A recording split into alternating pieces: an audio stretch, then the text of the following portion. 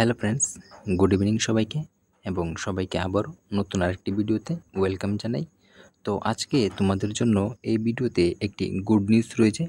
তো তোমরা অনেক দিন ধরে যারা ওয়েট করছিলে যে এসএসসি জিডির রেজাল্ট কবে দেবে, ঠিক আছে? এসএসসি জিডি 2025-এর যে রেজাল্ট, ফিজিক্যাল রেজাল্ট, ঠিক আছে, যেটা কি ফিজিক্যাল রেজাল্ট বলো। ফিজিক্যাল রেজাল্টের জন্য যারা এতদিন ধরে ওয়েট করছিলে তাদের জন্য খুব ভালো একটি খুশির খবর রয়েছে। তো সেখানে কি বলা হয়েছে, যে নোটিশে কী বলা হয়েছে সম্পূর্ণটা দেখব। এখানে তোমরা যারা 2025-এ তোমরা রিটেন এক্সাম দিয়েছিলে এসএসসি জিডির জন্য, তাদের কিন্তু যে ফিজিক্যাল রেজাল্ট সেটা কিন্তু আউট হয়ে গেছে, ঠিক আছে? তো ফিজিক্যাল রেজাল্ট দেওয়া হয়েছে আজকেই কিছুক্ষণ আগে। তো যারা এখনও তোমরা চেক করিনি বা তোমরা দেখোনি, তারা অবশ্যই আমার ভিডিওটার মাধ্যমে তোমরা কিন্তু পুরো ইনফরমেশন পেয়ে যাবে। তোমাদের রেজাল্ট কিভাবে দেখবে এবং তোমাদের যে নাম কি সেখানে এসেছে কি না এবং কাট অফ কত গিয়েছে, তাছাড়া স্টেট ওয়াইজ কত কাট অফ গিয়েছিল এবং স্পেশালি যেটা হচ্ছে ত্রিপুরা স্টুডেন্টের জন্য, ক্যান্ডিডেটের জন্য কত কাট অফ গিয়েছে, সেটাও কিন্তু এই ভিডিওর মাধ্যমে আমি ক্লিয়ার করে দেবো। তো তোমরা অবশ্যই ভিডিওটা প্রথম থেকে শেষ পর্যন্ত দেখবে, কোনো স্কিপ না করে, ঠিক আছে? স্কিপ করে দেখলে কিন্তু তোমরা পুরো ইনফরমেশনটি তোমরা বুঝতে পারবে না। তো দেখো, নোটিশটি রয়েছে যেটা হচ্ছে, তার আগে আমি তোমাদেরকে বলতে চাই, নোটিশটি যাওয়ার আগে তো তোমরা অবশ্যই, যদি ভিডিওটি ভালো লেগে থাকে, ইনফরমেশনটি তোমাদের কোনো হেল্প হয়, তাহলে কিন্তু অবশ্যই চ্যানেলটিকে কী করবে, সাবস্ক্রাইব করে দেবে। তোমরা প্রত্যেকে একটি করে সাবস্ক্রাইব করে দেবে, সাথে সাথে লাইক কমেন্ট শেয়ার কিন্তু অবশ্যই করবে। দেখো, তোমাদের নোটিশে বলা হয়েছে যে, এখানে দেখো বলা হয়েছে যে স্টাফ সিলেকশন কমিশন, যেটা হচ্ছে এসএসসি, তো হেডকোয়ার্টার এখানে দেখো বলা হয়েছে যে নিউ দিল্লি। তো এখানে তোমাদের বলা হয়েছে যে constable GD in central arm police force, তারপর দেখো SSF rifleman GD in Assam rifle and দেখো এসএনসি, ঠিক আছে, যেটাতে নার্কোটিক্স কন্ট্রোল ব্যুরো এক্সামিনেশন 2025। এখানে বলা হয়েছে দেখো, short listing of candidate to appear physical standard test. তো তোমাদেরকে বলা হয়েছে যারা পিইটি এবং পিএসটি দেবে তাদের জন্য এখানে কিন্তু শর্ট লিস্ট টেস্ট করা হয়েছে। তো শর্ট লিস্টের মধ্যে কাদের নাম রয়েছে সেটাও আমি আগে ভিডিওতে বলবো, তোমরা অবশ্যই ভিডিওটা প্রথম থেকে শেষ পর্যন্ত দেখবে। দেখো, বলা হয়েছে যে এখানে যে স্টাফ সিলেকশন কমিশন, এটার তো ইনফরমেশন দেওয়া হয়েছে, দেখতে পাচ্ছ। এগুলো তোমাদের কোনো একটা দেখো ইম্পর্টেন্ট নেই, তো তোমাদের আমি মেইন যেটা ওইখানে আমি নিয়ে যাচ্ছি। দেখো, তোমাদের এখানে বলা হয়েছে যে 2 নম্বরে দেখতে পাচ্ছ কি বলা হয়েছে। 2 নম্বরে বলা হয়েছে যে the recruitment is made for the following force organisation, ঠিক আছে? কোন ফোর্সে তোমাদের এখানে রিক্রুটমেন্ট করা হয়েছিল সেটা কিন্তু এখানে বলা হয়েছে। তার মধ্যে দেখো ABCDEFGH পর্যন্ত এখানে কিন্তু বলা হয়েছে টোটাল কিন্তু 8টি পোস্ট রয়েছে। তার মধ্যে কী কী রয়েছিল তোমাদের বিএসএফ, তারপর দেখো CISF, CRPF, SSB, ITBP, Assam rifle, NCB এবং এসএসএফ, কিন্তু টোটাল 8টি পোস্টে কিন্তু তোমাদের ভ্যাকেন্সি বের হয়েছিল। তো তোমরা অবশ্যই জানো যে এখন থেকে কিন্তু প্রত্যেক বছরেই কিন্তু তোমাদের এসএসসি জিডির কিন্তু নতুন ভ্যাকেন্সি কিন্তু এসে থাকে। তো এটি 8টি পোস্টের জন্য ভ্যাকেন্সি তোমাদের বের হয়েছিল। তো এখানে কি বলা হয়েছে, এখানে দেখো বলা হয়েছে, এগুলো তো ইনফরমেশন তোমরা দেখে নেবে, ইনফরমেশনটি তোমরা। তারপর এখানে যখন নিচে যাবে, তখন নিচে যাওয়ার পর এখানে দেখে বলা হয়েছে যে 6.1, দেখো এখানে 6.1-এ বলা হয়েছে যে female candidate qualify against the all India vacancy of NCB. এখানে কিন্তু নার্কোটিক কন্ট্রোল ব্যুরোর কথা বলা হয়েছে, এনসিবির কিন্তু কি বলা হয়েছে, এখানে কিন্তু অল ওভার ইন্ডিয়াতে বলা হয়েছে। এখানে এনসিবির জন্য ফিমেল ক্যান্ডিডেট আছে, তাদের জন্য কাট অফ কত গিয়েছে। যারা এনসিবি ইডাব্লিউএস-এর জন্য রয়েছে ক্যান্ডিডেট ছিল কিন্তু অ্যাভেলেবেল হয়েছে 15 জন। তার মধ্যে কিন্তু 15 জনের মধ্যে যে কাট অফটা গেছে এটা কিন্তু 139.68 বলতে পারো, যেটা ফিজিক্যালের জন্য রয়েছে, যেটা হচ্ছে এনসিবি ইডাব্লিউএস-এর জন্য। এনসিবি ইডাব্লিউএস-এর জন্য একটি এখানে রয়েছে, দেখতে পাচ্ছ, যেটা হচ্ছে ইএসএম-এর জন্য। এখানে কিন্তু 106 কাট অফ গিয়েছে। এনসিবি ওবিসির জন্য কিন্তু টোটাল 60 জন ক্যান্ডিডেট এখানে শর্টলিস্টেড করা হয়েছে, তার মধ্যে 140 কিন্তু কাট অফ গিয়েছে এনসিবি ওবিসির জন্য, যেটা হচ্ছে ফিমেল। এবং এনসিবি ইউআর জন্য কিন্তু 90 এখানে দেখো ক্যান্ডিডেট রয়েছে, তার মধ্যে 141 কিন্তু কাট অফ গিয়েছে। তো এটা গেছে ফিমেলদের জন্য, যেটা হচ্ছে এনসিবি, যেটা অল ওভার ইন্ডিয়াতে এখানে বলা হয়েছে, ঠিক আছে? তো তার মধ্যে তোমাদের বলা হয়েছে যে female candidate qualify against the force other ও এনসিবির জন্য তোমাদের ফিমেলদের মধ্যে কতজন এখানে কোয়ালিফাই হয়েছে এখানে কিন্তু বলা হয়েছে। তো এইগুলো তোমরা দেখে নেবে। এখানে এনসিবির কথা বলা হয়েছে। তারপর দেখো 6.3-তে বলা হয়েছে এখানে মেল ক্যান্ডিডেট যারা কিন্তু এনসিবি এবং এসএসএফের জন্য কিন্তু কোয়ালিফাই হয়েছে এবং ফিজিক্যালের জন্য এনসিবি এবং এসএসএফের জন্য যে কোয়ালিফাই হয়েছে মেল ক্যান্ডিডেট রয়েছে তাদের এখানে কিন্তু কাট অফ দেওয়া হয়েছে, যেখানে বলা হয়েছে দেখতে পাচ্ছ এনসিবি এবং দেখতে পাচ্ছ এসএসএফ। তো এনসিবির মধ্যে এসটি যারা আছে তাদের কিন্তু কাট অফ গিয়েছে কত 136 পয়েন্ট সামথিং। কতজন ক্যান্ডিডেট আছে এই লাইনে কিন্তু তোমরা দেখতে পারবে কতজন ক্যান্ডিডেট তোমরা এখানে কোয়ালিফাই করেছে। তারপর দেখো এনসিবি ইএসএম এর মধ্যে 102 কিন্তু কাট অফ গিয়েছে, যেটা ফিজিক্যাল কাট অফের কথা বলছি। এখন কিন্তু ফিজিক্যাল কাট অফ কিন্তু এটা দেওয়া হয়েছে। তারপর দেখো এনসিবি ওবিসির জন্য কিন্তু 145 গিয়েছে, এনসিবি ইউআর এর জন্য গিয়েছে 147। তারপর চলে এসেছে এসএসএফ ইডাব্লিউএস এর জন্য গিয়েছে কিন্তু 142। তারপর দেখতে এসএসএফ তোমাদের 300 জন ক্যান্ডিডেট রয়েছে, এসসিদের জন্য গিয়েছে 137 পয়েন্ট সামথিং। তারপর দেখতে পেয়েছি এসএসএফ এর জন্য এসটিদের জন্য গিয়েছে কিন্তু 133 পয়েন্ট সামথিং। তারপর এসএসএফ যারা হচ্ছে 195 জন ক্যান্ডিডেট রয়েছে তার মধ্যে 78 কিন্তু গিয়েছে ইএসএম এর কাট অফ। তারপর এসএসএফ ওবিসির জন্য গিয়েছে 143 পয়েন্ট সামথিং কাট অফ, যেখানে 540 জন ক্যান্ডিডেট কিন্তু এখনও কিন্তু অ্যাভেলেবেল আছে। তারপর দেখো এসএসএফ এর মধ্যে তোমাদের বলেছে ইউআরদের জন্য 140 কিন্তু কাট অফ গিয়েছে। এগুলো কিন্তু এসএসএফ এবং এনসিবির কাট অফের কথা আমি বলছি, ঠিক আছে। এসএসএফ এবং এনসিবির কাট অফ কিন্তু প্রত্যেকবারই কিন্তু এটা কিন্তু বেশি তোমাদের গিয়ে থাকে, ঠিক আছে। তো এখানে ভ্যাকেন্সি কম থাকে তাই এখানে কাট অফটাও কিন্তু অনেক বেশি যায়, ঠিক আছে। তারপর দেখো তোমাদের বলা হয়েছে মেল ক্যান্ডিডেট যারা এনসিবি তোমরা এবং এসএসএফের জন্য কোয়ালিফাই করেছো, এখানে বলা হয়েছে স্টেট ওয়াইজ, ঠিক আছে। স্টেট ওয়াইজের কথা বলা হয়েছে, এগুলো তোমরা দেখে নেবে।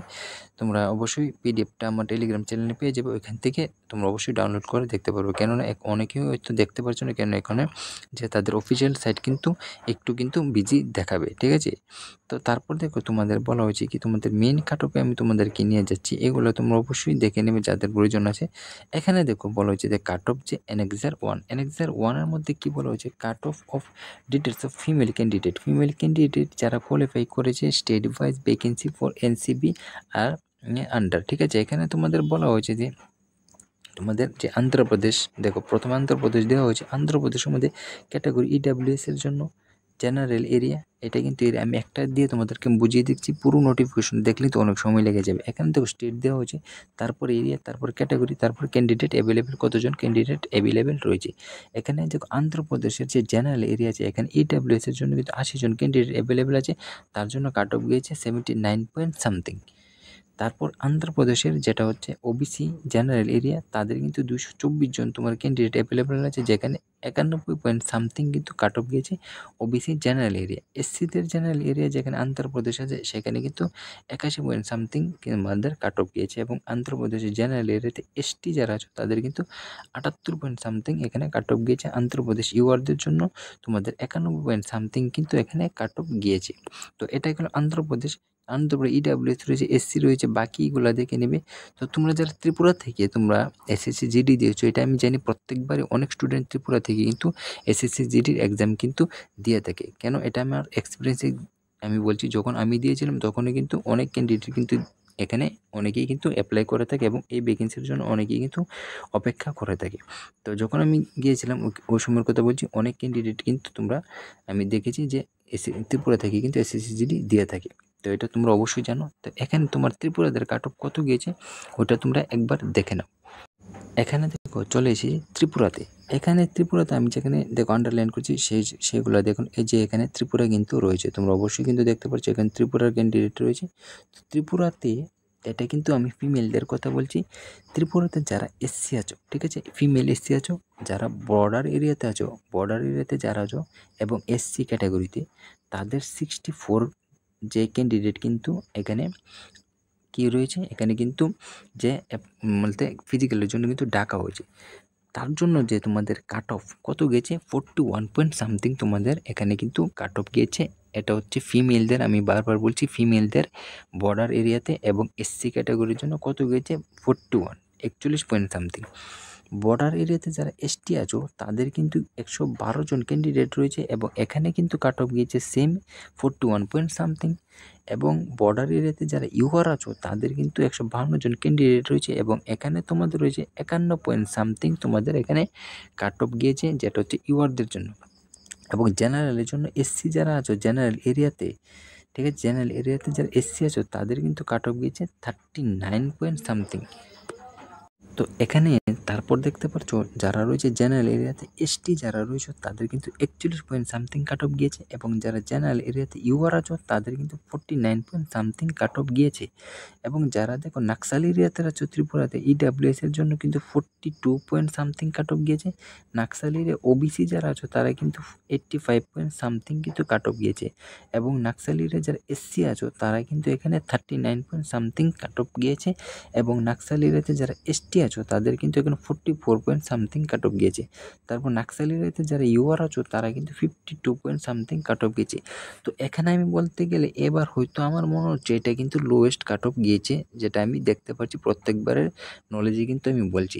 এখানে যে 41, 41, 51 দেখছো, এখানে কিন্তু 51 কোয়েশ্চেনের কথা বলা হয়নি, এখানে বলা হয়েছে 51 মার্কের কথা। তো 51 মার্ক যদি তোমাদের তুলতে হয় তাহলে কিন্তু তোমরা অলমোস্ট যদি 26 প্লাস বা 27, ঠিক আছে, 27টি কোশ্চেন যদি তোমরা করে থাকো তাহলে কিন্তু তোমরা এখানে কিন্তু কোয়ালিফাই হয়ে গেছো, ঠিক আছে। তাও আবার এটা কি ইউআরদের কথা বলছি। তো 27টি কোশ্চেন করা, যে 80টি কোশ্চেনের মধ্যে তোমরা 27টি কোশ্চেন যদি না করতে পারো তাহলে কিন্তু এটা তোমাদের একদম পুরোপুরি তোমাদেরই এটা দোষ কিন্তু, ঠিক আছে। তো 27টি কোশ্চেন করে তোমরা চাকরি পেয়ে যাচ্ছ, এখানে এর থেকে কম আর কাট অফ কী যাবে এটা তোমরা নিজেরাই কিন্তু ডিসাইড করে নিও। তো এখানে 41 কি আবার বারবার বলছি 41 মার্কের কথা বলা হয়, যে 41 কোশ্চেনের কথা বলা হয়নি। তার মানে 41 মার্ক তোমরা পেতে গেলে তোমরা 20 প্লাস কোশ্চেন করলে কিন্তু তোমরা এখানে 41 মার্ক হয়ে যাচ্ছে, ঠিক আছে। 20 মানে 40 হয়ে যাচ্ছে। তোমরা 21 21টা কোশ্চেন 22টা কোশ্চেন করলে কিন্তু তোমরা এখানে চাকরি পেয়ে যাচ্ছ। এবং এটা গেছে ফিমেলদের কাট অফের বলতে। এখন তো মেল কাট অফের কথা আমি বলছি, কত গেছে মেল কাট অফের। দেখো নেক্সট কিন্তু এখন চলে এসেছি আমি মেল কাট অফ। দেখো cut off details male candidate. তো মেল ক্যান্ডিডেট কাট অফ বলছি আমি আবারও এখানে বলে দিচ্ছি একটা দিয়ে আমি, আন্দামান আর নিকোবর। দেখো এক্সাম্পল, এরিয়া কোথায়, জেনারেল, ক্যাটাগরি কি ওবিসি। কতজন ক্যান্ডিডেট এখন পর্যন্ত রয়েছে, 18 জন ক্যান্ডিডেটকে পাস করানো হয়েছে, এবং এখানে কাট অফ গিয়েছে মাত্র 41।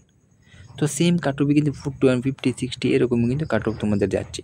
তো সেম জেনারেল এরিয়াতে ইউআরের যেটা আন্দামান নিকোবর রয়েছে কত গিয়েছে, 60 নাম্বার মাত্র কাট অফ গিয়েছে। তো ওইভাবে তোমাদের কাট অফটা দেখে নিও। তো ত্রিপুরার কাট অফ আমি চলে এসেছি ডাইরেক্ট, তোমরা ত্রিপুরাতে কত গিয়েছে মেল ক্যান্ডিডেটের সেটা আমি বলে দিচ্ছি। দেখো এখানে আমি কিন্তু মেল ক্যান্ডিডেট, তোমরা ভালো করে মন দিয়ে কথাগুলো শুনবে। দেখো এখানে বলা হয়েছে যে তোমাদের মেল ক্যান্ডিডেট যারা রয়েছে এটা রয়েছে ত্রিপুরার লিস্ট, ঠিক আছে। তো মেল ক্যান্ডিডেটের মধ্যে যারা বর্ডার এরিয়াতে রয়েছে ত্রিপুরাতে এবং ক্যাটাগরি রয়েছে ওবিসি, তাদের কিন্তু 56 জন ক্যান্ডিডেট তোমাদেরকে এখানে কোয়ালিফাই করানো হয়েছে। তার মধ্যে কাট অফ গিয়েছে ওবিসির জন্য বর্ডার এরিয়াতে কত গিয়েছে, 71 পয়েন্ট সামথিং গিয়েছে।